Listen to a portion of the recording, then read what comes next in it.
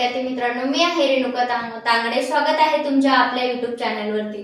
तर आपण मागच्या लेक्चर मध्ये काय बघितलं तर विशेषण बघितलं. आज आपण काय बघणार आहोत तर क्रियापद आपण इथे बघणार आहोत. तर क्रियापद कशाला म्हणतात बरं? कशाला म्हणतात क्रियापद? वाक्याचा अर्थ पूर्ण करणाऱ्या क्रियावाचक शब्दाला काय म्हणत असतात? क्रियापद असे म्हणत असतात. मग मी एक वाक्य देते, त्या वाक्यावरून तुमच्या लक्षात येईल. बघा,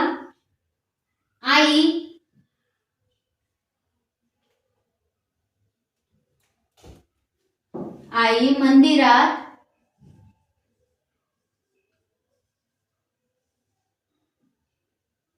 आई रोज मंदिरात जाऊन येते. आई रोज मंदिरात जाऊन येते.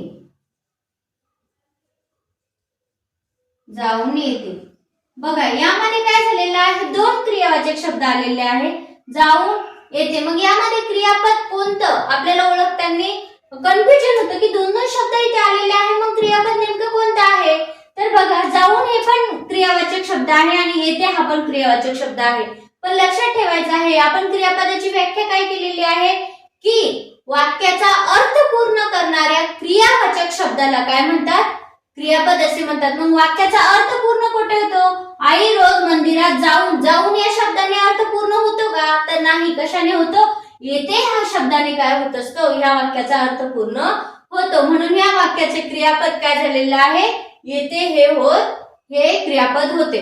तर मग आपल्याला अशा खूप वेळेस असं वाटतं की दोन दोन क्रियावाचक शब्द येतात, मग आपल्याला लक्षात येत नाही. तर एक लक्षात ठेवायचे आहे व्याख्या की वाक्याचा अर्थ पूर्ण करणे सुद्धा त्या वाक्यातील त्या शब्दांची तेवढेच गरजेचं आहे. वाक्याचा अर्थ पूर्ण सुद्धा होणे गरजेचं आहे. फक्त आपल्याला क्रियावाचक शब्द असून चालणार नाही. तर हे जे क्रियापद आहे याचे दोन भाग पडतात. एक आहे सकर्मक क्रियापद आणि दुसरा आहे अकर्मक क्रियापद.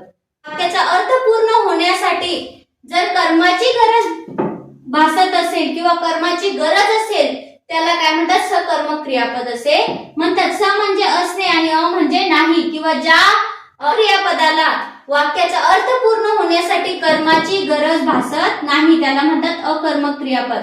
ज्या क्रियापदाला कर्माची गरजच नसते तरी सुद्धा ते वाक्य काय होतं? पूर्ण होतं, तेव्हा अकर्मक क्रियापद असते. आणि ज्या क्रियापदाला अर्थ पूर्ण होण्यासाठी कर्माचीच गरज असते तेव्हा कोणतं वाक्य होतं? सकर्मक क्रियापद तिथे होत असतं. मग सकर्मक क्रियापद कसे होतं तर ते आपण बघूया. अकर्मक क्रियापदाचे उदाहरण आपण नंतर बघू.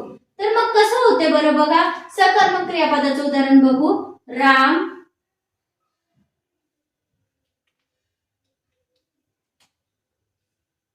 आंबा खातो. आपण काय करतो जनरली? तीन आले बघा, तीन शब्द आले, कर्ता कर्म क्रियापद असं ओळखून आपण काय होत असतो? लगेच निश्चित होतो की चला तीन शब्द आले, कर्ता कर्म क्रियापद. पण असं होत नाही. कधी कधी वाक्यामध्ये कर्म नसतं तरी सुद्धा आपण काय करत असतो? त्याला कर्ता कर्म आणि क्रियापदाचं नाव देत असतो. तर मग काय करायचं कर्ता कर्म क्रियापद ओळखण्यासाठी? इथे बघा, खातोचा मूळ धातू काय येतो? खा आला, बरोबर. तर खाने आपण प्रश्न विचारूया की खाणारा कोण? तर इथे काय येईल? राम. मग राम काय झाला? कर्ता. राम काय झाला? क्रिया करणारा कोण आहे? तर राम. क्रिया कुणावर घडत आहे? कशावर घडत आहे क्रिया? काय खात आहे तो? तर आंबा. मग काय झालं? कर्म. आलं लक्षात की कोणतीही क्रिया कर्त्यापासून सुरू होऊन ज्याच्यावरती घडत असेल त्याला काय म्हणतात? कर्म असे म्हणत असतात.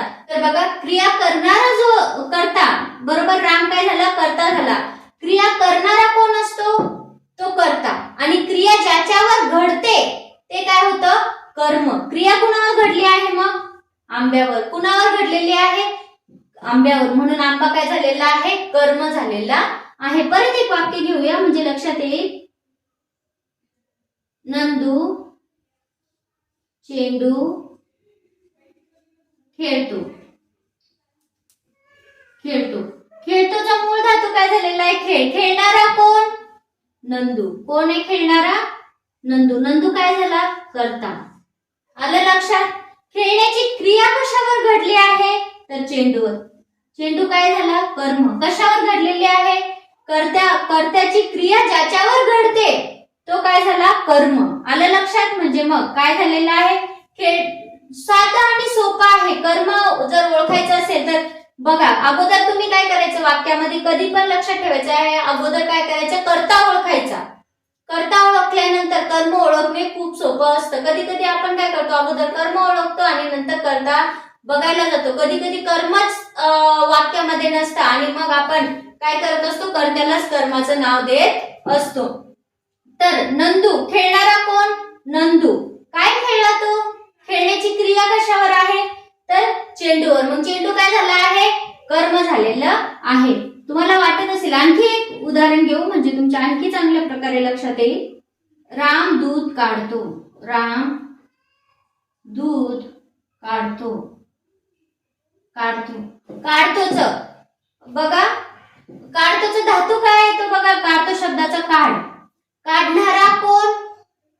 राम. काढणारा कोण? राम.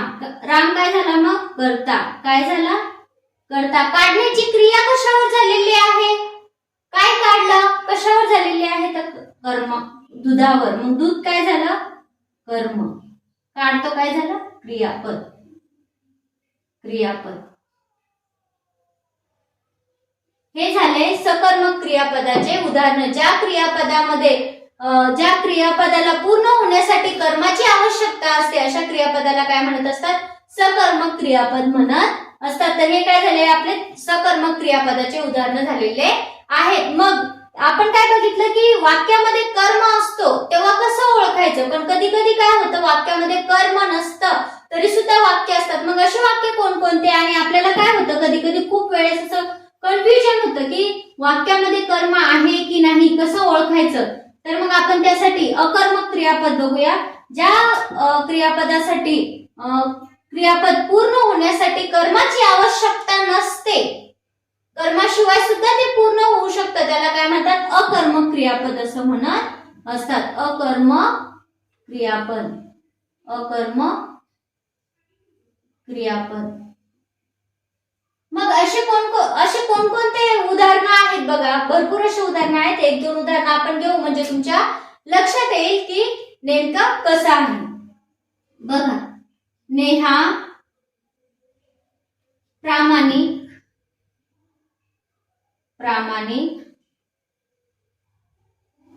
प्रामाणिक आहे. बघा, आहेचा धातू काय झाला? अस. असणारा कोण? नेहा.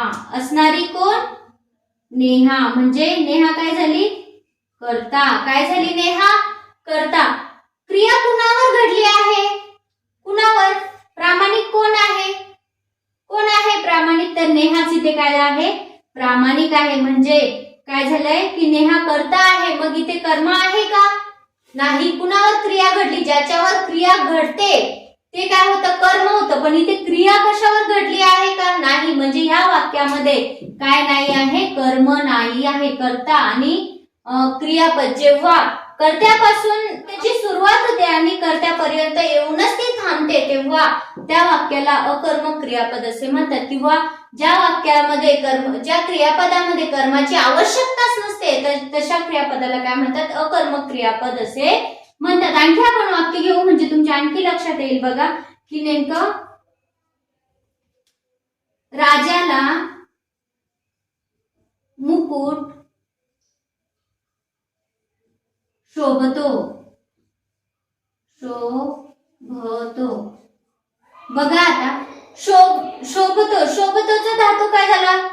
शोभतो. तर मग शोभणारा कोण? प्रश्न विचारायचा आहे. शोभणारा कोण? तर मुकुट. कोण आहे शोभणारा? मुकुट. मुकुट काय झाला? कर्ता. मग कर्म आहे का? नाही. शोभणारा कोण?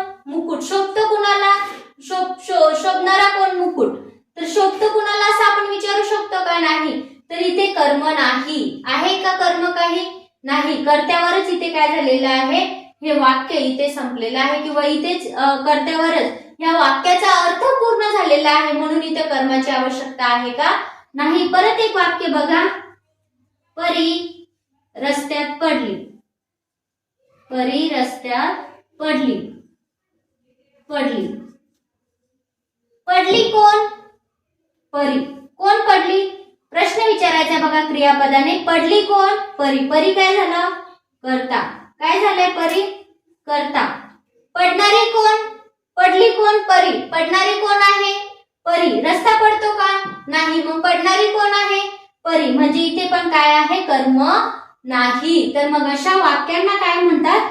अकर्मक क्रियापद म्हणत असतात. ज्या क्रियापदाचा अर्थ पूर्ण होण्यासाठी कर्माची आवश्यकता नसते, कर्माशिवाय ते पूर्ण होतं. बघा, राजाला मुकुट शोभतो, वाक्य पूर्ण झाले की नाही? गरज पडली का कुठेही कर्माची? नाही पडली.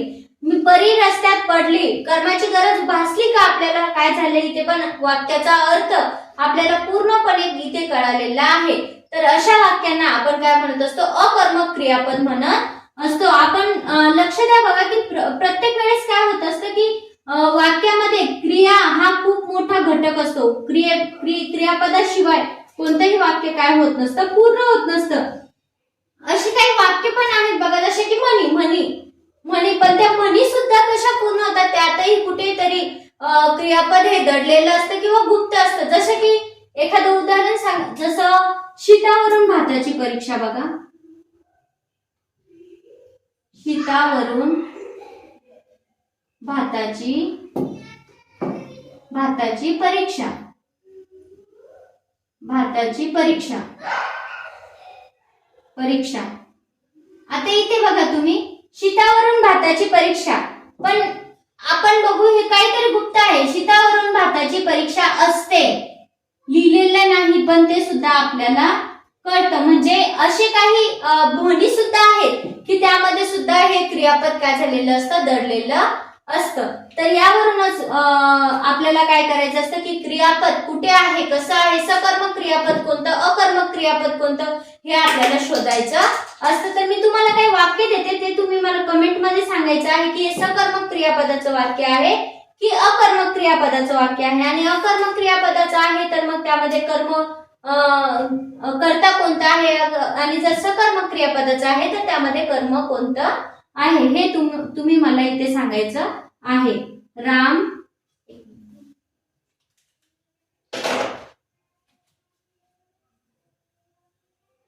राम बैलाला मारतो. हे वाक्य तुम्ही मला कमेंट मध्ये सांगायचं आहे की सकर्मक क्रियापदाचं आहे की अकर्मक क्रियापदाचं आहे, आणि याच्यात कर्ता, कर्म आणि क्रियापद कोणतं आहे. त्यावरून लक्षात येईल की तुम्हाला क्रियापद समजले आहे की नाही. आपण कर्ता, कर्म आणि क्रियापद कसे ओळखायचे यासाठी पण एक स्पेशल व्हिडिओ बनवणारच आहे. त्यासाठी तुम्ही आपल्या YouTube चॅनलला काय करायचं आहे? सबस्क्राईब आणि लाईक करायचं आहे, जेणेकरून नवीन येणारा व्हिडिओ तुमच्यापर्यंत सगळ्यात अगोदर पोहोचेल. तोपर्यंत खुश रहा, आनंदी रहा आणि अभ्यास करा. नमस्कार. थँक्यू.